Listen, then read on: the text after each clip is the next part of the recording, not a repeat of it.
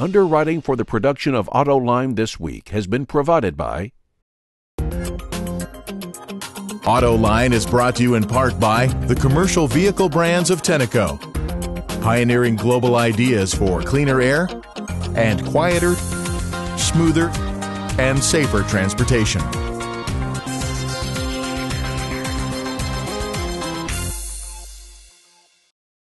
Ford Warner, developing advanced technology specifically aimed at reducing emissions, increasing fuel economy, and improving performance. Our award-winning innovations extend from turbocharging and cooling systems to friction materials and diesel cold start technology. Built on a century-long reputation of innovation and reliability, we have the track record that proves our technology can help meet the challenges of the commercial truck and off-highway industry.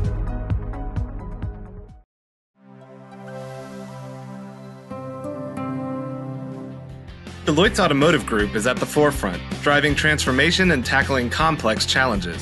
Whether you are interested in globalizing operations, optimizing supply chains, mitigating enterprise risk, or driving innovation, Deloitte can help develop solutions that create long-lasting value. To learn more about Deloitte's Automotive Group, visit us online at deloitte.com/US/automotive. Here is your host, John McElroy. Thank you for joining us on Autoline this week, where we're coming to you from the TU Telematics Conference in Detroit, all about connected cars ultimately leading to autonomous vehicles. Today we want to dive deeper into that topic, especially from a regulatory and legislative aspect. And joining me for today's show are three experts in that field, including Jude Hurin with the Management Services and Program Division of the Nevada Department of Motor Vehicles. Kathy Curtis is the Director of Vehicle Programs for the AAMVA, the American Association of Motor Vehicle Administrators. Yes. Did I get that right, You Kathy? got it right. I got a gold star, okay. You do. And Chan Lieu, a Senior Legislative Advisor with the law firm Venable LLP. I want to thank all three of you for joining us on Autoline this week. Thank you. Chan, let me start with you. Boy, this connected car technology, autonomous technology, coming faster than a whole lot of people ever thought it would. Absolutely. So let's start out talking about it. Can legislators and regulators keep up with this technology? Well, I think the legislators and regulators right now are taking a very appropriate approach, which is allowing it to kind of unfold on its own without, stamping on the innovation that's happening. There's a lot of activity going on in the automotive space. Frankly, I've been out to California more often than I've been out to Detroit this past year, just given the amount of innovation that's happening.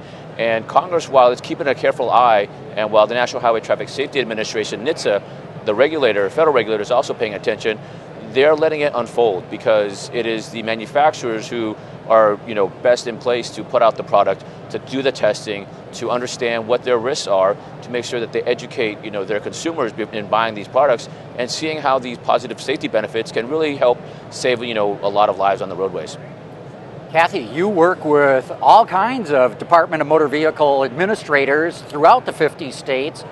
What's your assessment of how they're keeping up with this technology? Well, we're working hard to make sure that the DMVs understand the technology. They have some experience with it. We're reading research papers. We're sharing that information with them. And we've developed a working group that's developing best practices for regulating autonomous vehicles.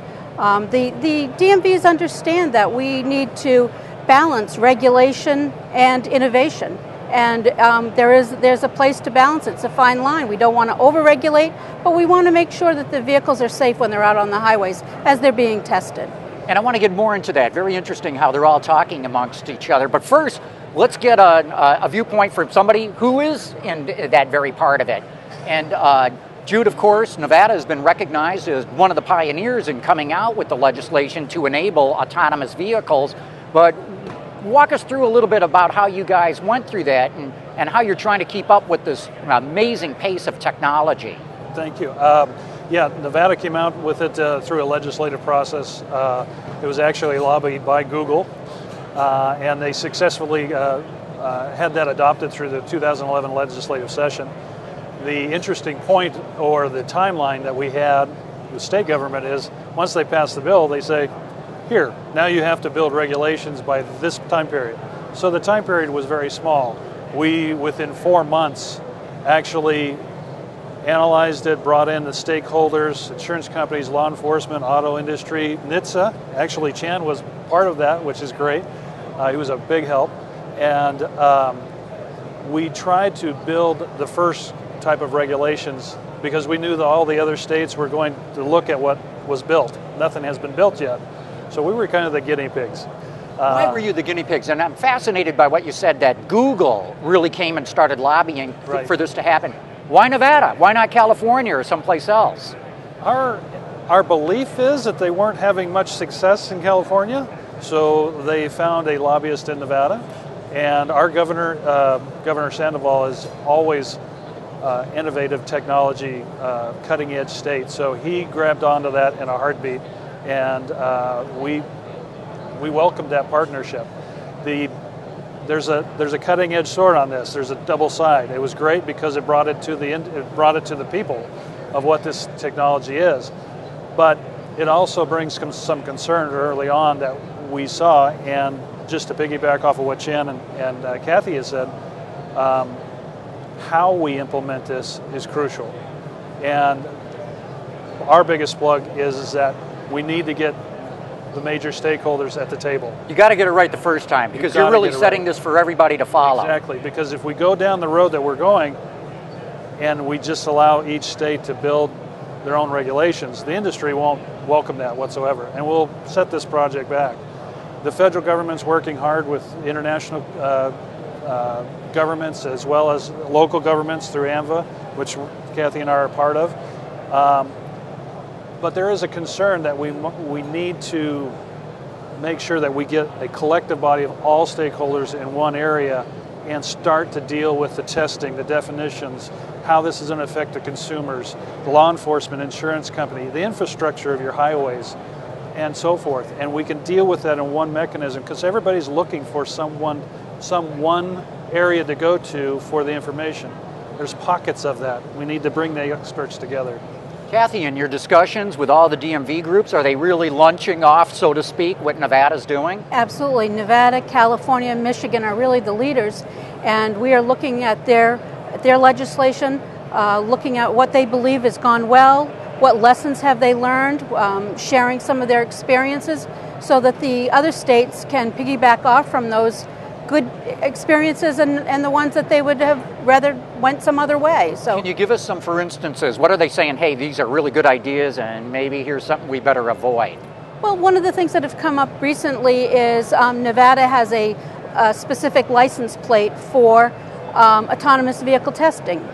And some of the manufacturers have found if they're driving from one state to another that they would rather not have to stop at the state border and change license plates. So that's something that we're looking at. You just need the James Bond one where you hit a button and it goes around, flip it right? and go, Yeah. flip it and go. Yeah. Chan, very interesting that you've been helping along in all this of setting the regulatory and the legislative agenda. What are some of the things that you think were key in getting Nevada to enact its legislation, California and Michigan too? What would you like to see the rest of the 50 states do? Because the last thing the auto industry or the tech industry wants is 50 different pieces of legislation. Absolutely. I think this is where AMVA comes in, really plays a key role is, developing those best practices and the model legislation that, you take what makes the most sense from the state safety perspective, from the auto manufacturer's perspective, kind of what they need to do their testing, and then from there, how to operationalize that. How do you put these vehicles on the roadways in a safe manner that ensures public safety, and get that consistent across the board. And ultimately, I see that, once we get sort of that, momentum, if we get to that tipping point, ultimately that's when Congress will step in and say, kind of standardize it and have, maybe some sort of federal statute that kind of bring everybody together so you don't have, different, patchworks and different approaches from one state to another. Right. Okay, we're talking about Nevada, California, Michigan, setting the stage, the rest of the 50 states. What about the rest of the world, Chan? Because this is going to be critical that the United States doesn't develop a system of standards, Europe do something else, China yet another thing. Right. I think this is one of those great opportunities where, the automobile historically has had a lot of, very various differences, in the global world. In England, they drive on the other side of the road. So auto manufacturers have had to, cater to that. If they can take a set of technologies right now at the early onset, at development, and kind of standardize it and harmonize it across the globe, that will reduce huge costs for them, be able to bring these products out, to the general public much more rapidly at a much lower cost point. And that will benefit safety. It's something that consumers are interested in, and it's something that right now I think automakers definitely want to do. It's a matter of, can the different governments of the different countries work together, and it's through standard organizations like the International Standards Organization, ISO, or SAE, or other organizations. They will set those standards and ensure that consistency. And yet, in the automotive industry, there's never been a common set of regulations for safety, emissions, fuel economy. Every country says, yeah, let's standardize, but let's standardize to our standards. Yeah. Let everybody else change. How is this going to be resolved globally when it comes to autonomy? I think it's a matter of bringing everybody together at the table so that we're talking about before the horse really gets too far away from the barn. Yep. And if we can get that, that's happening right now with vehicle to vehicle. We've got cars that can talk to each other. And that is, being standardized on one same set of frequencies. A lot of the applications are starting to be standardized, and so that's an effort that's happening globally, and we're hoping to kind of be able to roll that out in the U.S., Japan, Europe, all with the same type of technology, using the same radio chipset so that manufacturers can only install it once, not like your cell phone, which they've got to install different ones for Korea, Europe, and the U.S. If we can install it once and have it work everywhere, that would be great.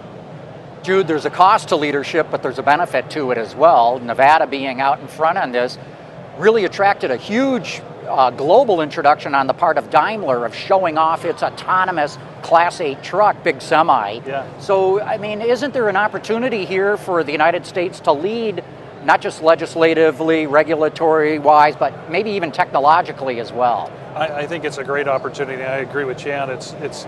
This technology is causing us to look at it in a different light. It's not cruise control. It's not any of the other updates that the industry's brought out. This is a new thing that needs to be addressed in a new way and the right way. And Nevada embraces that. I think the United States is starting to embrace that. I think part of the education of it, that's key. And the education needs to lead to some type of centralized standards across the board. AMVA is a perfect mechanism to start doing that. But we also need to make sure that we're bringing in all the other stakeholders to make sure that that's compliant. And that's what AMVA is key. And I think worldwide, we're all focused on safety. This technology really has the opportunity, provides the benefits of safer driving. And if we can reduce the deaths and injuries that are caused, not just in the U.S., but globally, everybody wants to see that happen. So I think the whole world is focused on ways to make these vehicles safer. Over 90% of the crashes are caused in the U.S. by driver error. So if you can remove some of that error, we just stand a much better chance of being a safer world. One of the things, if I may add too, and it's great, Kathy hit it, the foundation of this, when we talk to any company that comes into Nevada, and I know California does this too, safety is the bottom line. So here's our regulations, and a lot of times they've come to us and say, well, a perfect example I just gave at the last meeting is that we have a requirement in our regulations that if the vehicle's in an accident, that vehicle in a separate black box has to record 30 seconds prior to the impact of whether it was in an autonomous mode or not. Well, Daimler says, well, we're going to take that far beyond 30 seconds. If you want to have that information 7 years down the line, you can pull that information and we'll have it available. So they'll record it forever? Yeah. What, are they putting it in the cloud to do that? Not you sure. Don't know yet. Not sure. Okay. Yeah, but that's a perfect example of saying, hey, the insurance company and law enforcement stakeholders that we had at the table said, this is going to be a perfect new set of tools that they can use at the accident scene to help understand what caused the accident. Was it technology or operator error? And so this was a perfect example of how the government and the industry work together. No red tape. Let's just use common sense and say, this is what we look at. You may not look at it at an engineering level this way, but on a consumer level, administrative level, this is what we looked at. And we worked together and they came up with a technology solution. That's what needs to occur straight across the board.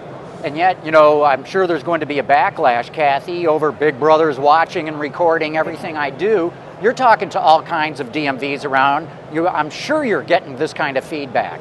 Absolutely. The DMVs have been focused on privacy of data for many, many years. They have a lot of information, personal information from driver licensing information and vehicle credential information. So they're very focused on data security. They're very, they want to make sure that there is, you know, the data is secure, and it's not, you know, it's not, there isn't any way of hacking into that and to cause some type of event that we don't want to happen. So, no, they're very concerned about it. Jan, I know this is something near and dear to your heart. Well, I mean, data privacy is a very important issue, you know, for the Congress, but also the auto manufacturers, the industry recognizes how important this issue is.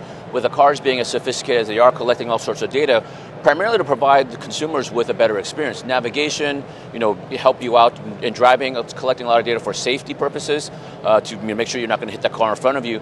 So a lot of the obvious question for consumers is, what's happening to this data? How do I have access to it?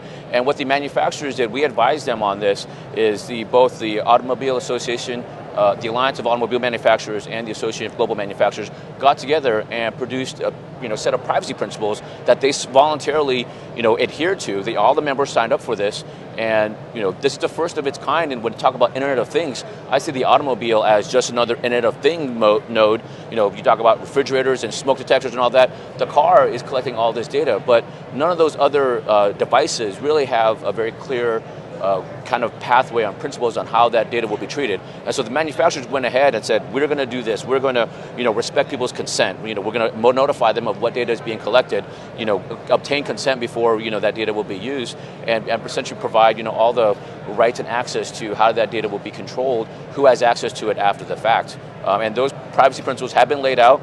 It's something that has been really well applauded by both the Federal Trade Commission, by the Congress, as well as by NHTSA. So I think that's a guide. Look, I think it sounds great, but to the average consumer, they're going to say, what's in it for me? Why should I give you all this data? Okay, you promise you're going to protect it. Maybe I believe you, maybe. What's in it for me? How are you going to sell consumers on giving up all this information? Safety. It's what are they getting in return? And really, just like, with your mobile phone, if you want to be able to use, the maps on your mobile phone, you got to be able to turn on the GPS system. That's how it works. And so when it comes to these vehicle technologies, a lot of that is safety. A lot of it is the consumer benefits. If you want to be able to, heaven forbid why you would want to, but if you want to be able to tweet from your car, which some people may want to be able to stay connected in a social network, you have to be able to have access to, the cell modem on that, and have access to those accounts, and you're going to be sharing all that. So it's a matter of, part of it is consumer demand, what their expectations are, what they're going to want to be able to do within the vehicle. They're going to take a lot of that experience that they get in with their mobile device, bring it into the vehicle, so that it's done in a more safe manner in the center stack through voice recognition, so they're not typing away and being distracted. So I think that's a huge benefit. But the other aspect is the safety aspect, the safety components, the safety features of these vehicles, being able to have the cameras in there and notice that if you're dozing off, right, that it'll give you an alert. It'll give you a tug on your seatbelt, the steering wheel will rattle, like, hey, I noticed you're falling asleep. Well, in order for that technology to work, it's got to be watching your eyes and seeing if your eyes are, the lids are starting to, shut down at 2 in the morning. Right. And some cars already have that technology now, so it's not to come, it's already here. It is not too far in the future. Yeah. Jude, what were some of the thought process that Nevada went through, especially as concerning consumers? Early on, when we were building the regulations, we realized that you couldn't, at some point in time, the manufacturer and the dealerships that sell you that autonomous vehicle, our concern was and I think has been spoken before, is education. Education has to be defined a little bit even more in depth of saying, I'm not going to give you just the owner's manual, and 99% of the people don't read those. I'm going to give you the owner's manual, but I'm also going to train you on how the limitations and capabilities of your autonomous vehicle is. I know that sounds fine and good, but most people go in and it's like, I want to drive that new car home right now. I'll learn about this later. Exactly. But what happens is you get trained. Let's say Ford trains you, and you lend the car to your son or your neighbor. Cool. I'm going autonomous. But they don't understand the limitations and capabilities, and they misuse it. They get in a wreck, cause harm to them or someone else. what I would like to do is make sure that the industry and the government and everybody's working together and say, here's our concern. How can technology bridge that gap to make it safe so when you lend that car to your neighbor, that neighbor can't access the autonomous mode. There's some protection in there. There's some device or user system that only you can access. Thumbprint reader, maybe. Yeah, you know, or something to that effect. So it protects you, protects the person, and protects everybody on the highway. Because safety, like Kathy said, is the main goal. And those are the things that we look at that I think technology can work with the government and say, let's make sure we're protecting the consumer. Kathy, how do you make sure that consumers really do learn this when they take delivery of their car? Well, it's really going to start, it starts with the dealership, it starts with the salespeople, but the consumer has to take some personal ownership, make sure that they do read their owner's manual, that they do understand how that vehicle works. And I envision maybe that there's a way of putting a little video in the infotainment center and showing the person how to use the vehicle, how to use certain components of the vehicle before they drive away. So, you know, we're hoping that there is something like that. But there also needs to be ongoing. We need to start thinking about how this changes driver's ed, how this changes driver testing, and a lot of the areas like that. You know, it's going to be ongoing from this point forward, really. Don't you think we're going to see something where you're not going to even be able to get your car until you've proven you've gone through this training? Well, we're not sure about that yet. You know, we're still looking at that. Nevada took the approach that at this point in time, in this snapshot in time, we did not want to take the liability approach and saying, I'm going to train you on your drive examination on autonomous vehicles, because it fluctuates. The capabilities and limitations are fluctuating between the industry. So how do I test you on that? So we're taking the approach is if you, let's say another 5 years, and we still have that rule, we want to test you on your ability to drive that vehicle not in an autonomous mode. But like Kathy said, that's what we're looking at AMVA to research what it would be the best way to handle this. How do you test someone in an autonomous vehicle? But it is right, Nevada has taken the approach of saying, if you come with your autonomous vehicle, you don't assign something in Nevada saying you understand the limitations and capabilities, because the liability belongs to the operator in our regulations. Whether you engage it inside the vehicle or outside the vehicle, you are the operator. Interesting. Chan, as you know, the auto industry is enthralled by the concept of autonomous vehicles. It scares the heck out of them too, because of this liability issue. You're the guy from the law firm. How do you see this going? Well, I think it's not going to evolve too dramatically differently than what we've already seen. I think manufacturers have due diligence requirements. That tort system in the U.S. is pretty well established of who's responsible for things. I think what's going to be really interesting when you talk about testing is folks from the DMV are very interested in understanding how the operator is understanding how to use the technology. I think it's also going to be really challenging. How do you test these technologies are actually working? Because effectively what you're trying to test for is something that ensuring that a crash did not happen.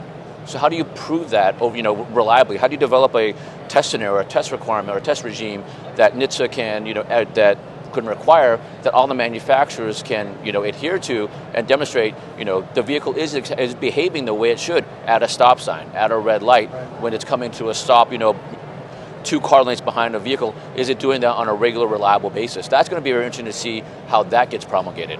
Yeah. Kathy, same question. How do you think this whole liability issue is going to be addressed? Well, I think that the insurance industry is well established. We've been talking about this issue with the insurance companies. They're concerned. It's going to take probably some new laws, some new understandings with between the general public and the insurance industry. Jude, you're saying the approach Nevada's taking is it's the operator who's going to be liable. What if you find out, hey, this sensor didn't work or it didn't fit in with the system as it should have? And that goes into the existing legal realm, if you want to say that. That's why we came up with the 30-second impact if there was an accident. That could be used by the attorneys and so forth to say, hey, that was clearly a technology based on the data that was subpoenaed on that, and the technology was direct result of that impact, or it was operator error. So those are the things we're looking at. as well. But the key point, and I'm not an attorney, but at the same time, the attorneys are going to look at it, was it the car that did it or the operator? That will always be the first question, it seems like. And that's what we're looking at. Right. I think that distinction between did the car do it or the operator do it will always kind of be in existence. That's where NHTSA, as the federal regulator, their responsibility is to conduct defect investigations. And so if there is a sensor that failed, either in production or faulty code or whatever, they will be looking into that. Much like they're exploring GM ignition switches and Takata airbags. That's just an extension of that defect function, and that will always be there. Understood. Jude, Daimler could have gone anywhere in the world to show off this autonomous truck. They could have done it in Germany in their home base, or they chose Nevada, clearly because of the legislation that you guys pioneered. But my question really is there going to be a difference in how autonomous commercial vehicles are treated versus passenger cars? We're looking at that right now, and like Kathy said, regulations and the policies are always evolving because it's a living, breathing document. So our regulations were built on straight across the board. If you come in with a passenger vehicle, autonomous or a commercial, you're under the same safety requirements. 2 people in the vehicle, on and off switch, safety alert mechanisms involved there, and other testing requirements that we have in our regulations. We do see in the horizon, where we'll be meeting with a lot of the manufacturers like Daimler, or like to get some other manufacturers like Volvo and others that are interested in the autonomous on the commercial end, as well as other stakeholders, to get them at the table and say, how can we make sure on a safety level, because it will always be about safety, how can we enhance our regulations to make sure that we're partnering properly but protecting our consumers? We don't want a commercial vehicle testing with pulling doubles or triples. We don't want them pulling any hazardous material while they're testing, that kind of thing. Yeah. So those are the things we're looking at, common sense approach to safety. Well, this is one of the most exciting technologies I've ever seen in my career time in automotive. I got to believe it's so exciting for you. With that, we're going to have to wrap it up, but I want to thank the 3 of you. Jude Hurin, Kathy Curtis, Chan Lieu, thanks so much for your time today. Very interesting. Can't wait to see how this all develops. And of course, I want to thank all of you for having tuned in.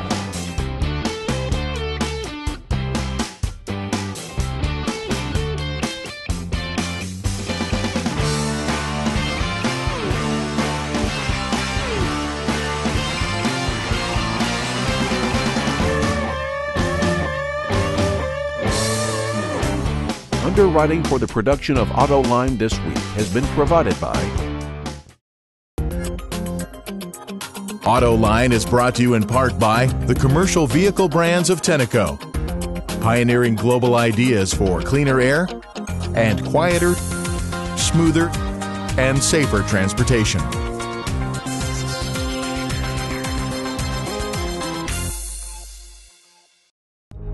Warner, developing advanced technology specifically aimed at reducing emissions, increasing fuel economy, and improving performance. Our award-winning innovations extend from turbocharging and cooling systems to friction materials and diesel cold start technology. Built on a century-long reputation of innovation and reliability, we have the track record that proves our technology can help meet the challenges of the commercial truck and off-highway industry.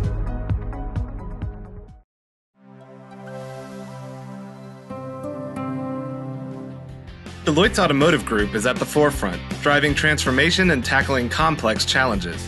Whether you are interested in globalizing operations, optimizing supply chains, mitigating enterprise risk, or driving innovation, Deloitte can help develop solutions that create long-lasting value. To learn more about Deloitte's Automotive Group, visit us online at deloitte.com/US/automotive.